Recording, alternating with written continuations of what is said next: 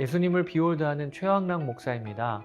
오늘은 드디어 레위기의 마지막 27장입니다.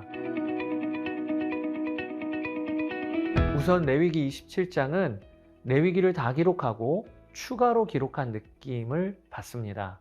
왜냐하면 그 전 장인 레위기 26장의 마지막 절은 이렇게 마무리를 짓고 있기 때문입니다. 이곳은 여호와께서 시내산에서 자기와 이스라엘 자손 사이에 모세를 통하여 세우신 규례와 법도와 율법이니라. 레위기의 대단원은 26장 46절로 마무리를 지었으면 가장 깔끔했을 것이에요. 하나님이 주신 율법과 규례와 법도가 나온 후에 순종하면 복받고 불순종하면 저주다. 이렇게 마무리를 짓게 되니까 말입니다. 그런데 이상하게 전혀 엉뚱한 27장이 추가되어 있는 거예요. 그리고 그 내용은 앞에 장과는 흐름상 전혀 맞지 않는 서원을 물을 때의 규례입니다. 여러분 이것을 어떻게 이해해야 할까요? 저는 여기서 다시 어머니 같은 하나님의 배려와 세심함을 붙잡고 싶습니다. 이런 경험 해보셨어요? 얘야, 신발 주머니 챙겨가야지. 우리가 한 번쯤은 들었던 말이지요. 마찬가지로 우리의 보호자 되시는 하나님이 27장의 규례를 추가하신 것입니다.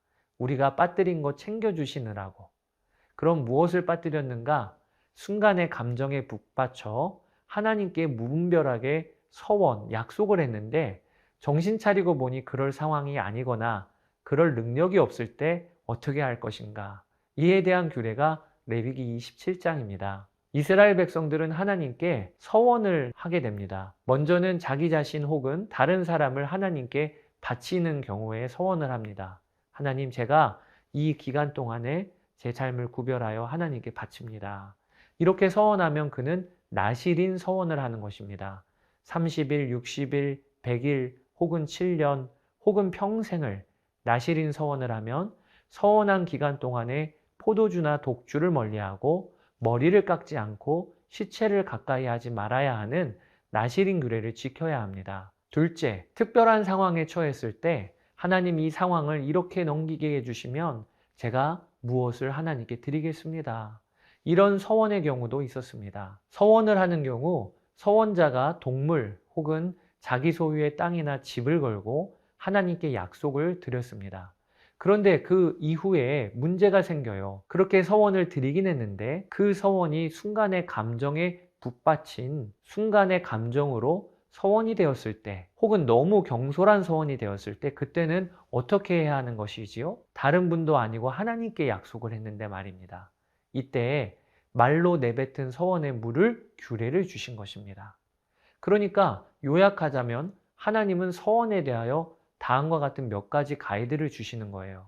누가 내게 서원을 하면 그 내뱉은 말에 대하여 신실하게 책임을 지라. 나 여호와 너희 하나님은 신실하며 약속을 지키는 하나님이니 내 백성인 너희들도 그래야 한다. 이게 서원의 첫 번째 가이드예요. 이 하나님의 마음을 알았던 다윗은 시편 15편에 여호와여 주의 장막에 머무를 자 누구며 주의 성산에 사는 자 누구 오니이까 그의 눈은 망령된 자를 멸시하며 여호와를 두려워하는 자를 존대하며 그의 마음에 서원한 것은 해로울지라도 변하지 아니하며 그렇게 고백을 했습니다. 또 서원에 대한 하나님의 가이드는 너희가 서원을 했지만 너희들 백성들아 나는 너희들의 약함을 알고 있다. 너희들이 서원을 하였어도 마음이 바뀌거나 형편이 아니라면 그러면 서원에 대하여 내가 물을 규례를 주겠다 라고 하시는 게 하나님의 서원에 대한 가이드예요. 이제 서원 물을 규례에 대하여 알아볼까요? 우선 사람이 자기를 드리기로 한 서원을 물을 경우에는 그 사람은 은 50세겔 그리고 종은 은 30세겔을 기본으로 내야 합니다. 그러나 그 은 50세겔도 나이에 따라 성별에 따라 달라질 수 있었습니다. 가난한 자는 제사장이 정해준 가격만 내도 되었습니다. 이때 내는 돈을 속전이라고 합니다. 한 가지 주목할 것은 속전으로 영원을 내는 경우는 없다는 거예요. 아무리 작더라도 서원을 물을 값을 치러야 한다고 하십니다. 서원을 할 때 동물로 서원했거나 그리고 또 집으로 서원을 할 경우 그에 합당한 가격을 내라고 하시는 내용이 쭉 이어집니다. 26절에서 29절은 서원을 할 때 이 동물로는 서원을 못한다 하시는 말씀을 하세요. 가축 중에 처음 난 것으로 서원할 수 없어요. 왜냐하면 원래 가축 중에 처음 난 것은 하나님의 것이니까요. 자, 그리고 이제 마지막으로 11조 규례가 나옵니다. 내 소유 중에 10분의 1은 하나님의 것이다 라고 하세요. 그것이 바칠 경우이거나 동물의 경우일 수 있습니다.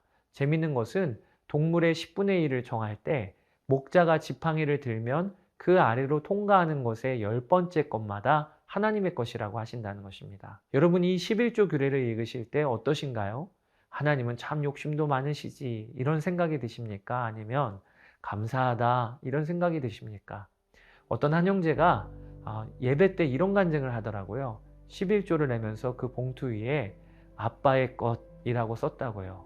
여러분, 11조는 아빠 것이다. 이것이 정확한 믿음의 고백이죠. 그러면 여러분, 여기서 한 가지를 물어보고 싶습니다. 내가 올려드린 11조가 아빠 것이 되면 그러면 내 것에서 빼앗기는 것입니까? 아니면 여전히 내 것입니까? 여기 중요한 메시지가 우리에게 있다고 여겨져요. 우리의 재정이 하나님 아버지 것이 되면 그것이 우리에겐 정말 좋은 일이 되는 것입니다.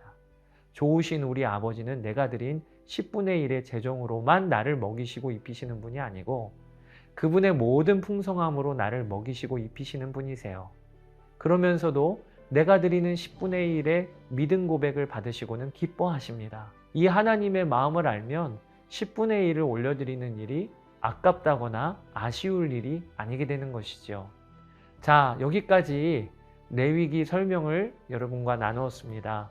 한 장 한 장 읽어보시며 여기까지 오셨는데요. 여러분, 성경 한 장 읽으시며 어떠셨나요? 성경을 가까이 하고 그리고 하나님의 말씀에 순종하는 여러분들의 삶이 계속하여 이어지시게 되기를 주의 이름으로 축복합니다. 감사합니다.